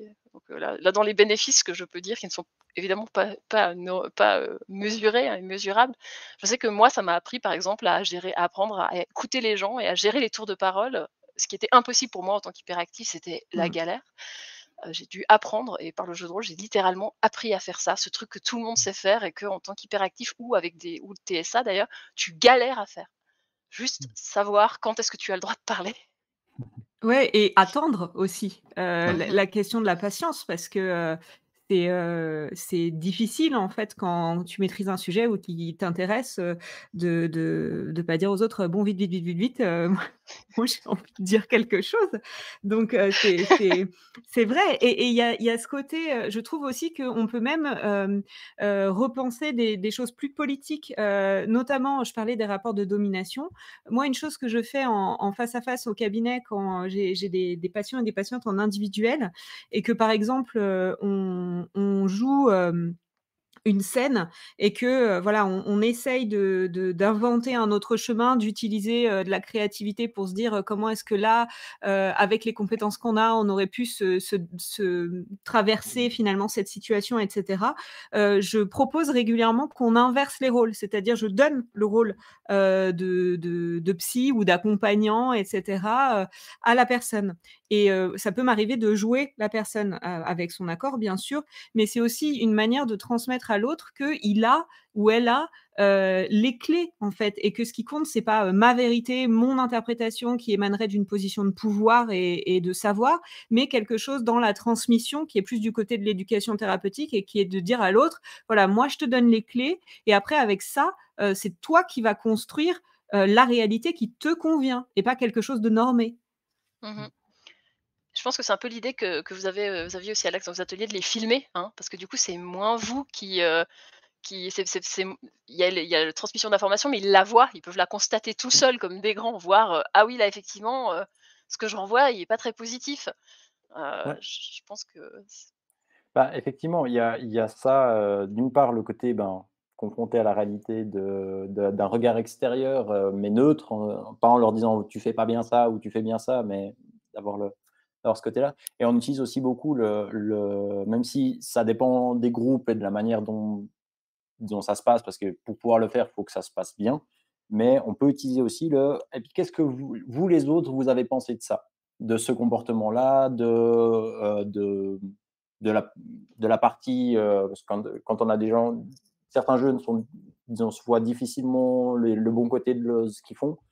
Et donc, du coup, ça arrive que j'ai des jeunes qui lead le groupe, entre guillemets, enfin, qui cartonne, qui pose les bonnes questions au bon moment, qui ont les bonnes idées, qui arrive à rassembler les idées de tout le monde, à être super pour tout le groupe, etc. Et à la fin, est-ce que tu as l'impression d'avoir bien joué aujourd'hui? Ah non, non, moi j'ai l'impression que c'était horrible. Alors ça a de l'impact si c'est moi ou ma collègue qui le dit, ça a encore plus d'impact si c'est les autres joueurs qui disent: «Non mais non, c'était super cool, tu nous as super aidés, machin et cetera». Donc effectivement, ce côté où on n'est pas dans un, même si moi j'estime qu'il y a quand même un aspect qui est, dû au côté, «apprentissage» entre guillemets, où c'est un peu pédagogique, donc il y a une certaine transmission de savoir, même si je le mets avec des gros guillemets et que ça me plaît pas comme terme. Heu, mais c'est vrai qu'autant que possible, l'idée, c'est que ça vienne d'eux et qu'eux puissent aussi, se rendre compte de ce qui ne va pas, corriger ce qui ne va pas. On utilise aussi beaucoup la méthode «alternative» entre guillemets, en disant: «Bah, voilà, qu'est-ce qu'on pourrait faire différemment pour que ça se passe mieux?» On peut rewind, parce que c'est ça qui est pratique en jeu de rôle, si on fait ce qu'on veut. Donc si on a envie que, l'interaction qui a fini sur, le roi qui a envie de les pendre haut et court et les envoyer en tôle, Dans l'autre dans un sens ordre ou plutôt. l'autre, ou dans l'autre sens, ouais. Et ben qu'elle se finisse mieux. Alors du coup, OK, on reprend la scène. Qu'est-ce qu'on peut lui dire? Qu'est-ce qu'on doit surtout pas lui dire? Comment est-ce qu'on doit lui dire qu'on a une mauvaise nouvelle? Et cetera, et cetera. Donc on peut travailler sur ces aspects-là dans un cadre où, encore une fois, les conséquences sont heureusement assez limitées. Je pense que tu soulèves un point intéressant sur l'aspect des conséquences. Je ne sais pas ce qu'en pense, enfin Jérémy, je ne sais pas si tu as pu voir, aussi, que le fait que les conséquences, enfin sur cet aspect-là, moi je pense que c'est hyper Alors, importante. ça m'est arrivé sur quelques nouveaux joueurs qui avaient tendance, bah tiens, moi, cette séance-là, je vais m'amuser à tester le cadre. Donc, va y avoir le premier cadre où va y avoir au niveau du groupe où les joueurs vont être là: «Non mais attends, fais pas ça, tu pas bien et tout. Non, non, moi j'y vais, je fais ça». Donc du coup, il avance, enfin, c'était que des bêtises comme ça et il y en a déjà un, j'ai dû aller jusqu'à effectivement son personnage a fini en tôle, il a fait n'importe quoi, les autres joueurs, ils étaient mais embêtés comme pas permis. C'était assez marrant qu'il y ait pas eu cette espèce de surmoi un peu groupal qui va dire: «Bah attends, là on déconne un petit peu trop, c'est censé être coopératif». Bah non, tu en as un qui dit: «Bah non, moi je suis là, c'est mon personnage, je veux faire ça». Et du coup, ça pose toutes les questions qui sont intéressantes aussi en dynamique de groupe. Comment est-ce que les autres vont se comporter à la fois dans le jeu, mais également en dehors du jeu? Est-ce qu'ils vont être un peu sidérés? Est-ce qu'ils vont essayer de faire quelque chose? Est-ce que ça amène des situations assez drôles? Et puis bon, et d'un autre côté, ça rassure aussi de voir qu'il y a des conséquences, parce qu'effectivement, on peut pas toujours tout faire comme on veut, hein, c'est le principe même de la vie. Quand on commence à faire des actes, forcément, il va y avoir des conséquences. Et je pense que ça pose aussi une forme de cadre de rappeler que ouais, même dans le jeu, on est dans un univers fictif, ce que tu vas faire va avoir des actes, ça, et des conséquences surtout. Alors, après, moi, les conséquences, alors ça, c'est plus trop le cas ces temps dans ma pratique, mais sur les ateliers que je faisais avant, sur les week-ends entiers, etc., on avait des fois des cas en fait, vu qu'il y avait un aspect vivre ensemble, parce qu'on jouait pas 24 heures sur 24, quoi, donc il y avait quand même d'éventuels jeux de société le soir, etc. Quand quelqu'un déconnait en jeu, entre guillemets, ça pouvait avoir des conséquences assez réelles, même si du coup, il fallait vraiment bien le cadrer cet aspect-là. Parce que, quand tu as le joueur qui a fait n'importe quoi et qui a failli condamner tout le groupe, après, suivant le comment, le rapport social par la suite, il est pas exactement le même, quoi. Tout à Et fait. donc c'est un aspect qui est, parce que j'ai souvenir que même, alors on avait des week-ends très espacés, donc c'était une fois tous les 6 mois à peu près, mais même 6 mois après, il y avait voire une année après, il y avait des joueurs où, c'était, disons, ils étaient pris avec une certaine réserve en mode, OK, Mmh. voilà, toi, oui, on te connaît, on sait que tu es capable d'avoir des super idées, on sait aussi que tu es capable de tuer tout le groupe, donc voilà. Après, moi, je m'inscrirais un peu en faux par rapport à ça. Je pense que la question de la conséquence, elle est importante, dans le fonctionnement groupal, en effet. Enfin, ça, c'est quelque chose, dont on va parler, en effet, dans les thérapies de couple, de dire,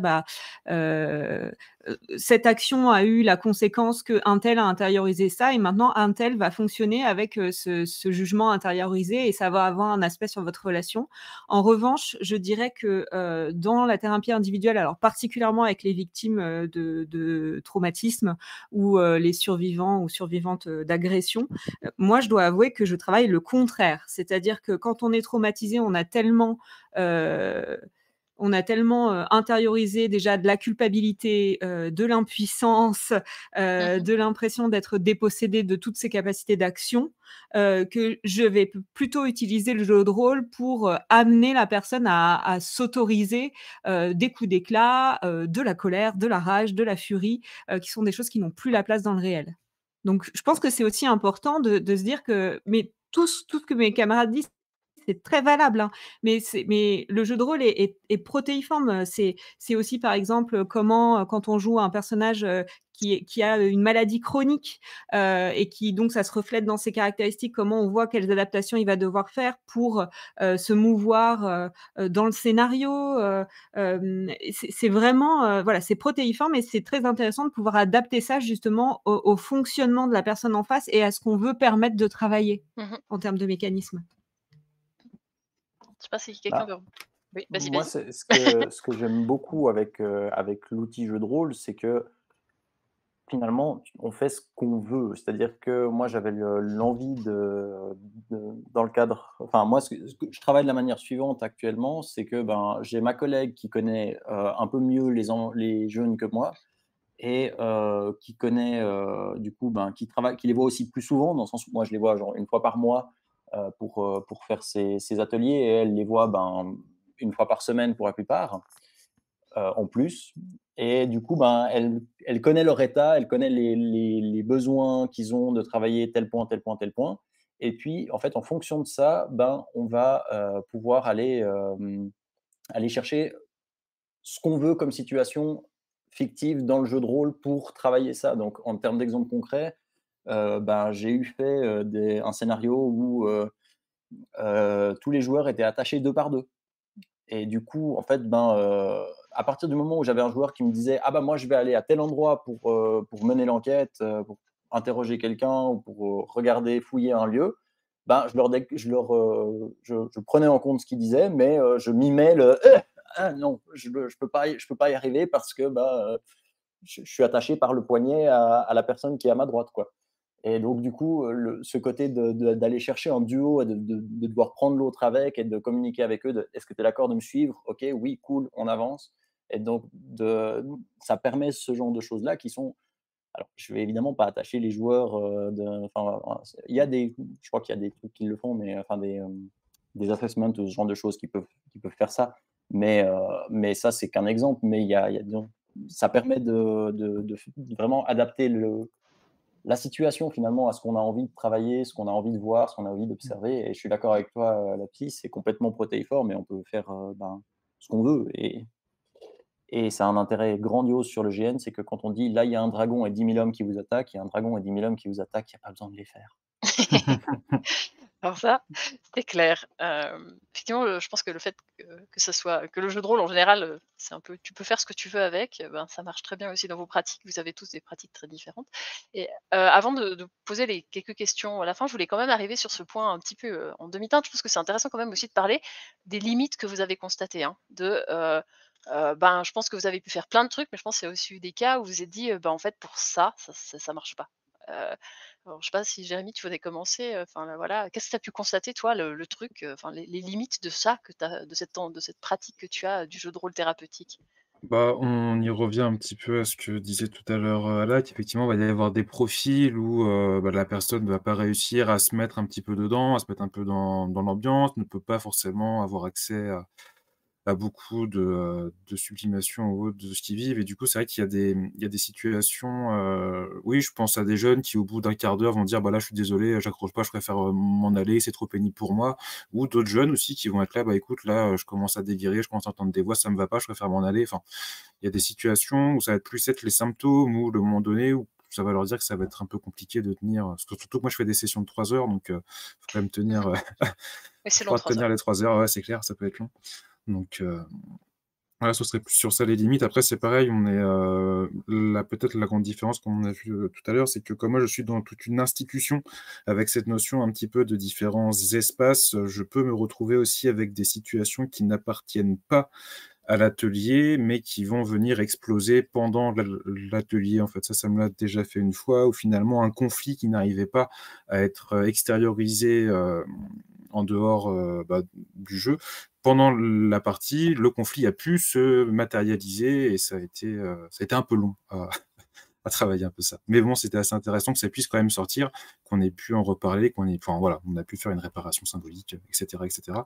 Mais c'était ouais assez ardu. Après, comme j'ai quand même pas mal d'adolescents, moi c'est un atelier qui est sur inscription sur la base du volontariat. Du coup, c'est quand même des personnes qui ont à un moment donné ont pu montrer un peu de désir à vouloir essayer ça.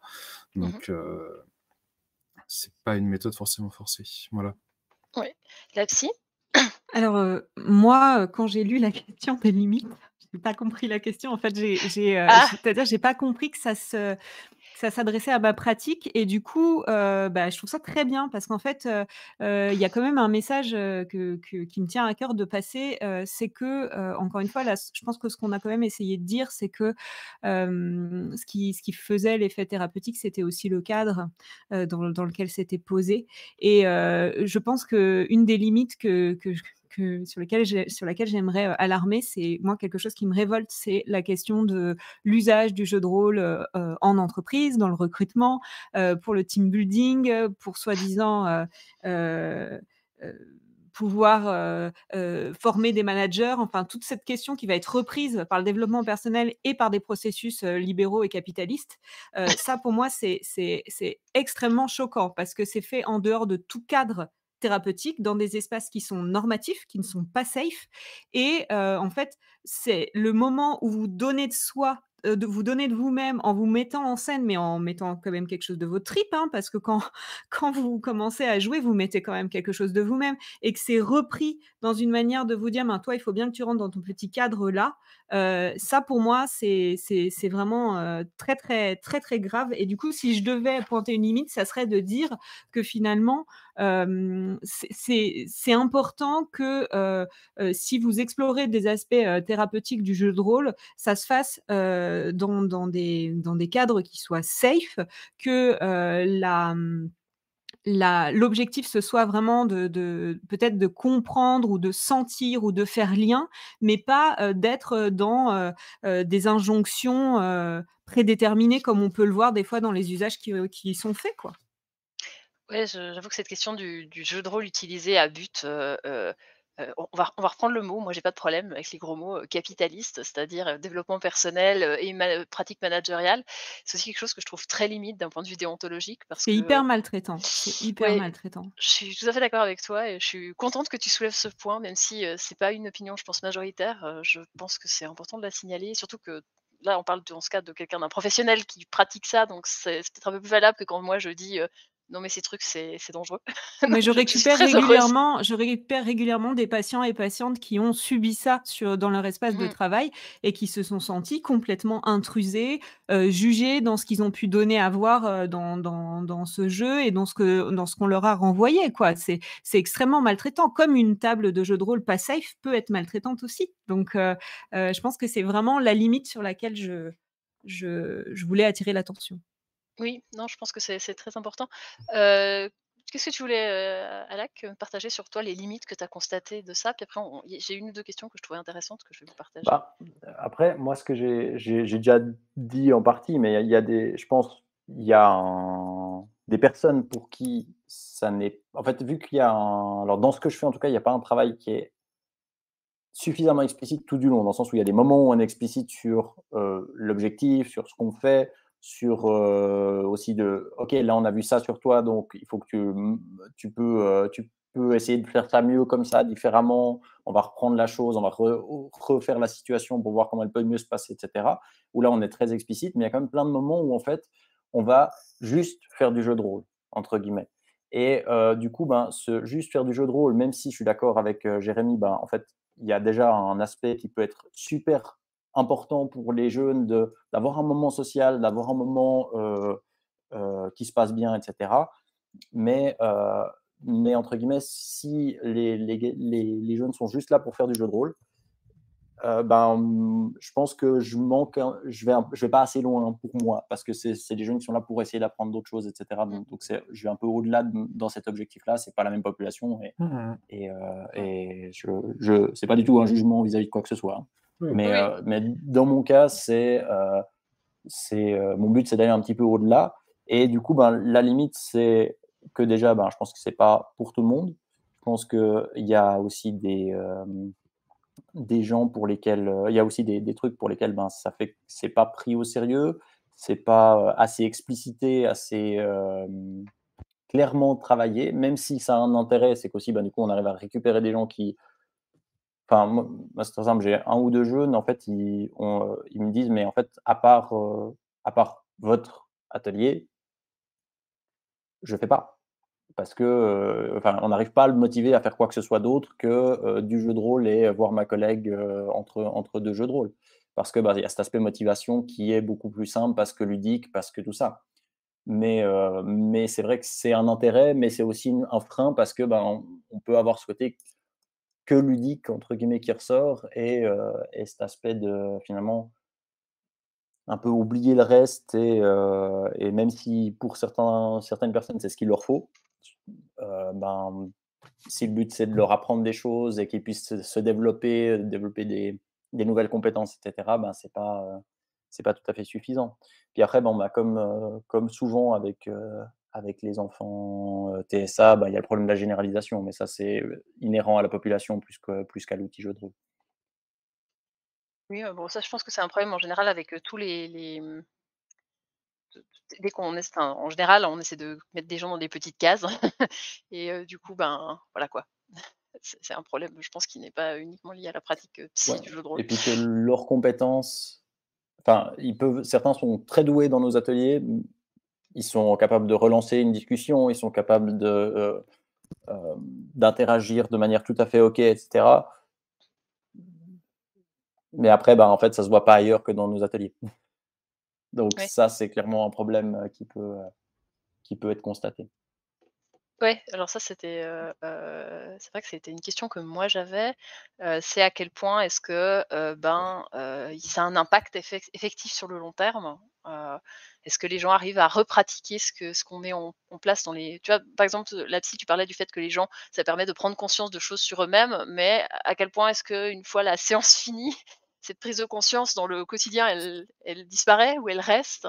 Ça, c'est tout Stop. l'objectif c'est toute la question de la thérapie, c'est-à-dire, Ouais. à quel moment, il y a une intégration de cette prise de conscience, et pour ça, c'est simple, il y a déjà, je pense que pour qu'il y ait une intégration de cette prise de conscience, il faut qu'elle soit pas qu'intellectuelle, il faut qu'elle soit vécue, il faut que tu Mmh. la sentes dans ton cœur, dans tes tripes, et parfois, ce qui se passe, c'est que tu as une prise de conscience, tu repères un petit peu ce que tu viens de faire, et puis il y a la vie qui se passe, et puis la vie, elle te représente des situations, et là, tu l'as dans un coin de ta tête et tu te vois faire dans le réel. Tu te dis: «Ah, je suis en train de refaire ça», et puis tu Mmh. ramènes ça en thérapie. Tu dis: «Je me suis vu refaire ça», et là, tu le sens différemment, et au fur et à mesure, en fait, que, tu vas te voir faire, prendre conscience, le ressentir, tu vas essayer de faire différemment, tu vas construire d'autres choses pour pouvoir le faire différemment, et ça se fait petit à petit sur le long terme. Donc c'est pas un one shot, c'est ça. C'est pas la grande épiphanie, c'est plutôt une construction, une reconstruction d'autres chemins possibles. Mmh. Ouais, c'est un travail de longue haleine, quoi. Ouais. Si on veut du long terme, oui. Oui, non, toujours, hein, en alors de toute façon, comme n'importe quelle personne qui a fait une fois une psychothérapie, c'est long.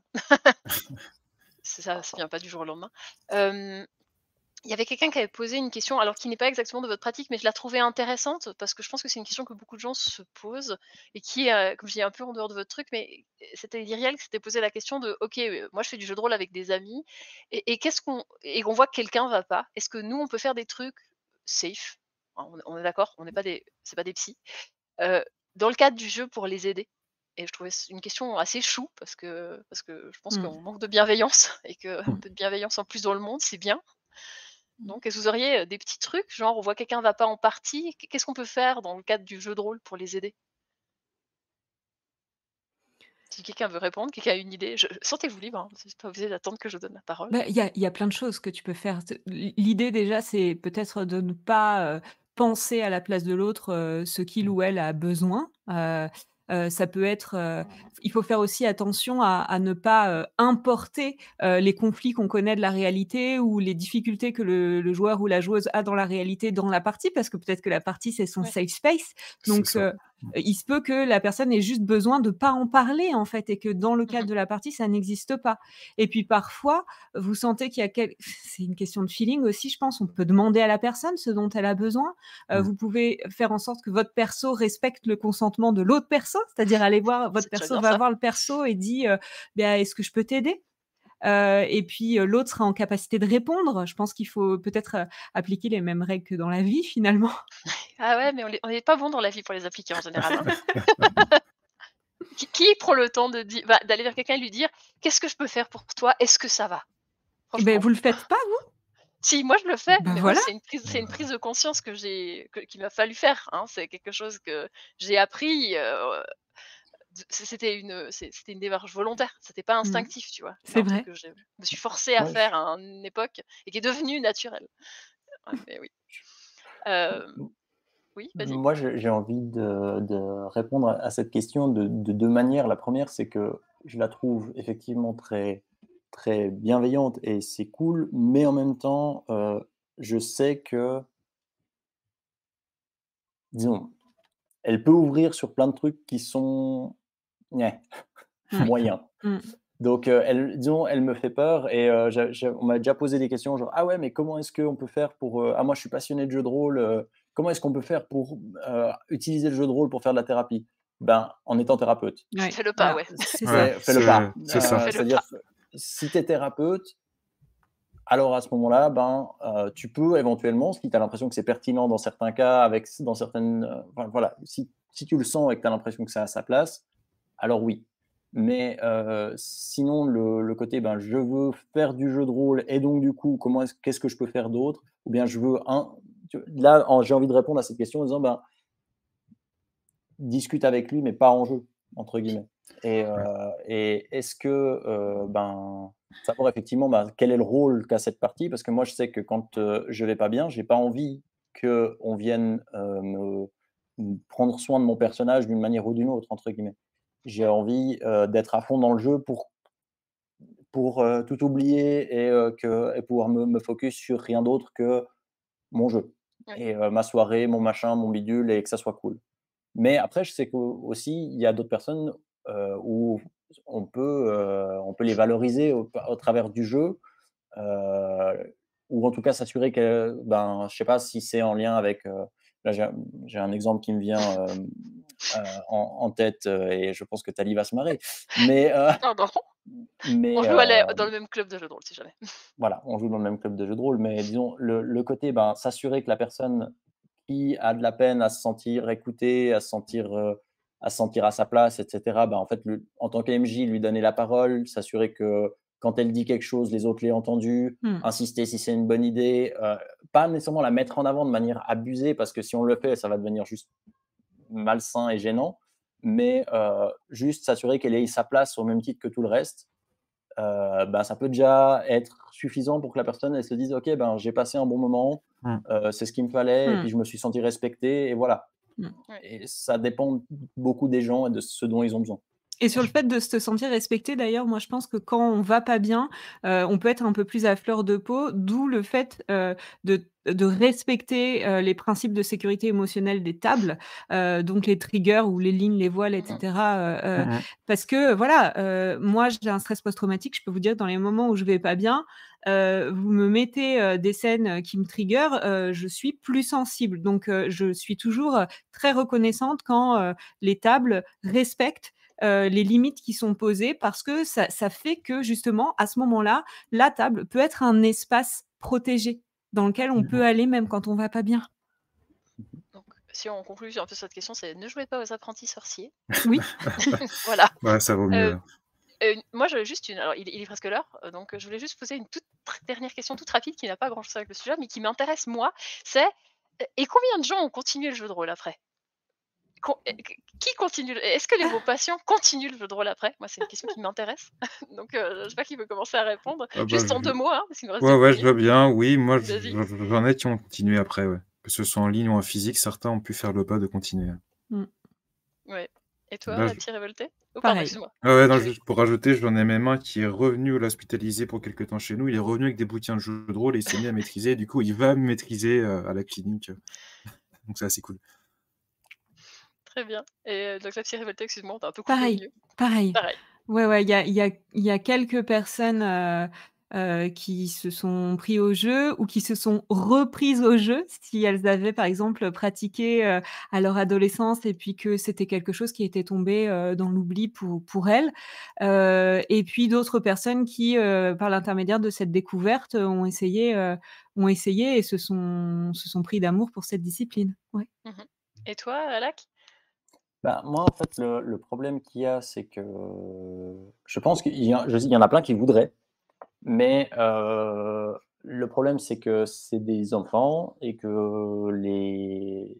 en fait, il faut qu'ils soient maîtres de jeu, grosso modo. C'est un peu la seule manière parce que sinon, il y a un maître de jeu qui doit être, enfin, ou qui connaissent ou que leurs parents soient maîtres de jeu et connaissent bien le jeu de rôle ou se sentent de s'investir là-dedans.